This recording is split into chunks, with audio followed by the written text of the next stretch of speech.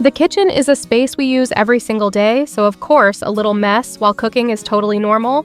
But there's a big difference between a kitchen that's in use and one that's simply not organized at its core. If every time you step into your kitchen you feel drained, the counters are full clean, dishes don't have a place to go, spices are scattered everywhere, and every drawer feels like a scavenger hunt, the problem isn't that you're nice or not cleaning. It's that the way things are set up is working against you. In this video, I'll share 7 practical tips that will help you stop fighting with your kitchen every day and keep it tidy with way less effort. I've been there too. I cleaned all the time, but the clutter kept coming back. Once I made a few small changes, nothing fancy, the kitchen finally started to stay tidy with way less effort. Tip number 1 is something I wish I'd known sooner, and once I figured it out, everything in my kitchen got easier. Don't miss it.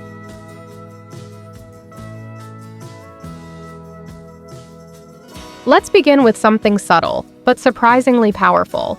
There was a time I couldn't figure out why my kitchen felt overwhelming even when it was technically clean. Then I realized it wasn't just the stuff, it was the color chaos. The ketchup bottle, the purple dish soap, the bright green cereal box half torn open, my patterned oven mitt, a red plastic basket. Nothing matched and my eyes never got a break. So I made a quiet change. Nothing drastic, just this. Swapped the floral shelf liner for a plain beige one. Tucked bold packaging into white bins from the dollar store. Rolled up the brightly colored dish towels and pulled out the soft gray ones I'd forgotten I had. Replaced my fun yellow drying rack with a neutral bamboo one. Moved the red toaster out of sight and left only the white kettle on the counter. I didn't buy a new kitchen. I just muted the background, and the difference was instant. The clutter was still there, but it didn't feel like it was shouting at me anymore. That's the shift. Start layering in neutrals, white cream, warm wood, soft gray, anywhere you can. On the countertop, in your storage bins, even in the items you leave out. Why this works for anyone who feels easily overstimulated, especially in a space like the kitchen where you're doing so much, a neutral base helps your mind breathe. It's not about minimalism, it's about ease. When the space quiets down, you do too. And that's the kind of kitchen we want to walk into, especially at the end of a long day. Want to reset your entire kitchen in one afternoon?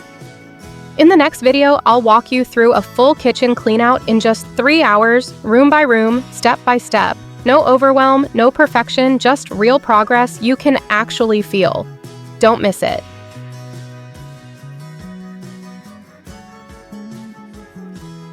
Let's be real, if I can't see it, I forget I own it. This is why I once had 3 jars of peanut butter and no salt. I'm that person who buys something twice because it's not on the counter and then finds it months later quietly judging me from the back of the cabinet. So one day, instead of forcing myself to be the hide everything type, I gave up. But in a controlled way, here's what I did.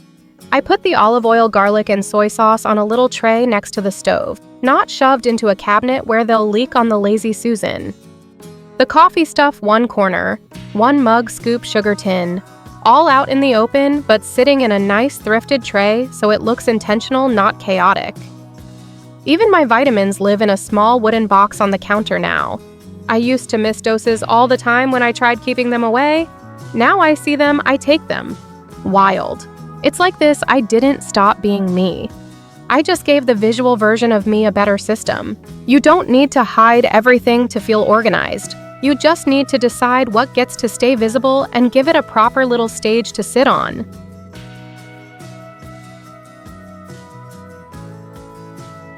Next, I used to organize like this. All the spoons go here, all the mugs go there, plastic containers in one drawer, lids in another. Sounds logical, right? Except every time I made coffee, I had to open 3 drawers, reach across the kitchen, and dig under a pile of random lids just to get to the mug I use every morning.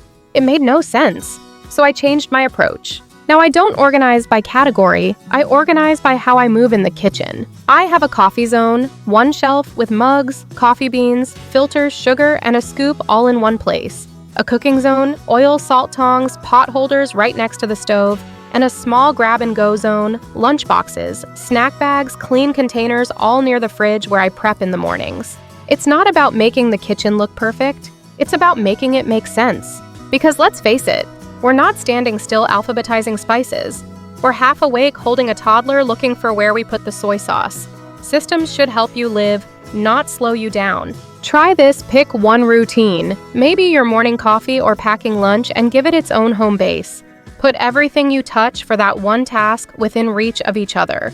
That's your zone. Suddenly, your kitchen isn't just clean, it's on your side.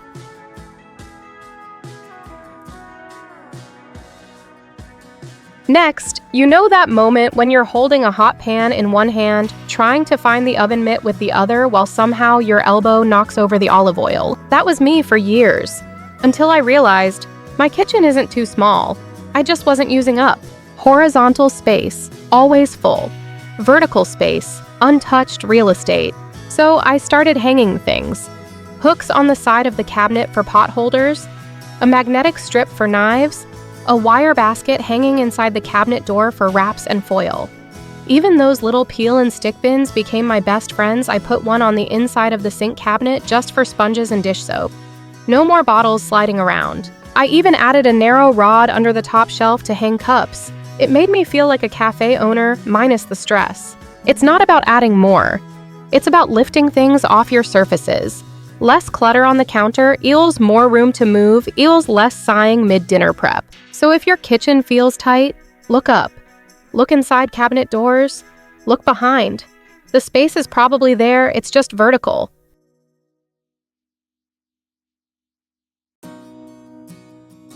Now, here's the thing: I used to believe that being organized meant everything had to look pretty.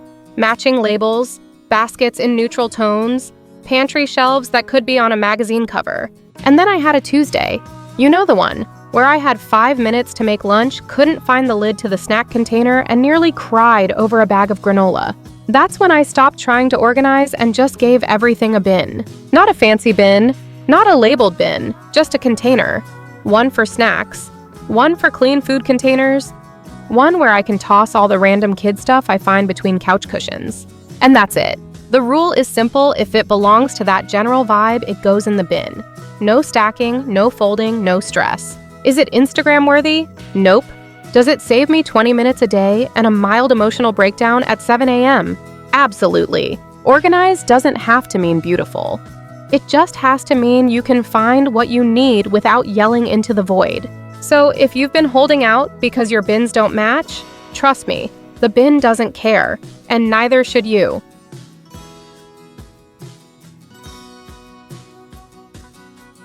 Let's stop pretending we all organize the same way. We don't, and that's okay.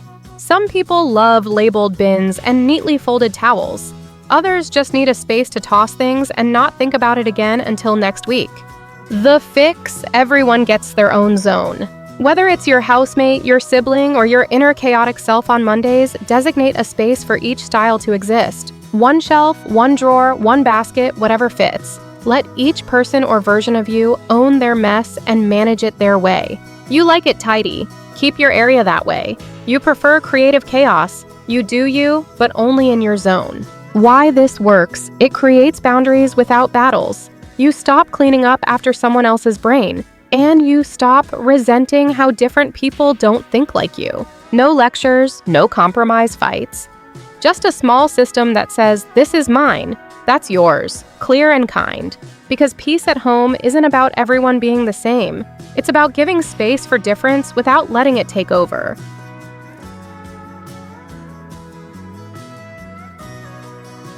Next, if more than one person uses the kitchen, here's a truth bomb: the simpler the system, the longer it survives. When it's just you, you can color code your spice jars, alphabetize your teas, and feel great about it. But the minute other people are involved, friends, roommates, visitors, anyone, it needs to be obvious, fast, and forgiving. Here's what I mean. Use clear bins so you can see what's inside. Label things in big, plain language. Snacks, coffee, clean containers. Don't make anyone guess. If you have to explain your system more than once, it's not simple enough. This isn't about dumbing it down. It's about building systems that work even when you're tired, distracted, or rushing out the door. Think no lids to open, no drawers to dig through, just reach, use, return. I once had a spice drawer that looked amazing. until everyone started cooking and no one knew where anything went back. Now I use one lazy Susan and a labeled tray. It's not cute, but it works. And that's the goal function over fuss, because an easy system gets used. A complicated one, that's just stress waiting to happen.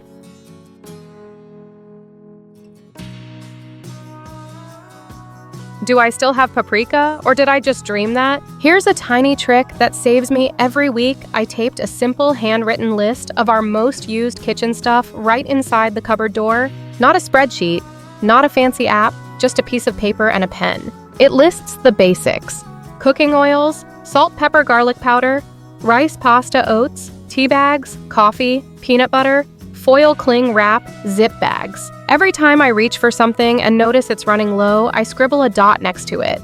When it's gone, I circle it. That's it.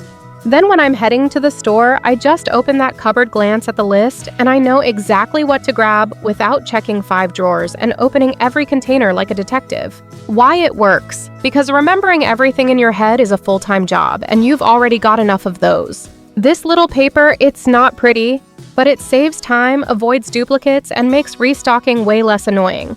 And best of all, it's private. You don't have to show the world your kitchen runs on peanut butter and hot sauce. Just you and the cupboard, working smarter together.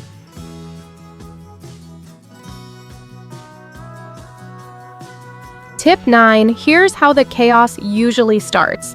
You get home from the store, drop a bag on the chair, toss another on the counter, and suddenly there's a random pack of tortillas living on your microwave for 3 days. Sound familiar? That's why I now have a simple rule. Everything lands in one spot. One clean tray, one part of the counter. That's the landing zone. Groceries, new kitchen tools, even takeout containers that need to be washed and reused all go there first. It gives me time to unpack things when I'm not sweaty, rushed, or starving. And more importantly, it stops stuff from scattering across 5 surfaces and becoming background clutter. I stop noticing. My zone is just a tray beside the sink. Yours might be a section of the island, a fold-out counter, even a big bowl if space is tight. It doesn't matter what it looks like. It matters that it exists. Why it works. Because clutter doesn't come from bad habits. It comes from rushed moments without systems. And when everything has a place to land, you don't have to sprint into cleanup mode the minute you walk in the door. Just drop, breathe, deal with it later, on your terms.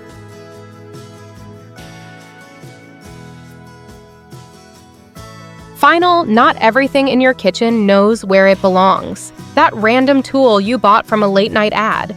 The cute measuring cup that doesn't nest with the others. The free sample, the fancy spice grinder, the weird-shaped lid. You don't have to decide right away. You just need a place to pause the decision. That's why I keep what I call a no-name drawer. One small space where things can sit for a week or two while I figure out if they're useful or just passing through. No guilt, no pressure to categorize, just a short-term layover. Sometimes I end up loving the item and giving it a proper home. Sometimes I realize I never touched it again and out it goes. But either way, it doesn't take over the rest of the kitchen. Why this works? Because not everything is urgent, and trying to make every object fit a permanent system the second it enters your home, that's a recipe for burnout. This drawer gives you breathing room, literally and mentally.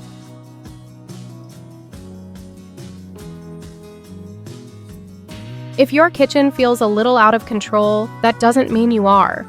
It just means you haven't found the systems that match how you actually live. Today, you got 10 simple ways to start over without starting big. No shopping sprees, no perfect Pinterest shelves, just shifts. Small, thoughtful shifts that help your kitchen support you, not stress you. And here's the most important part. You don't have to do them all. Just pick one. Try it this week. See how it feels. Then come back. We'll keep going one drawer, one shelf, one habit at a time. This isn't about having a perfect home. It's about having a home that feels more like you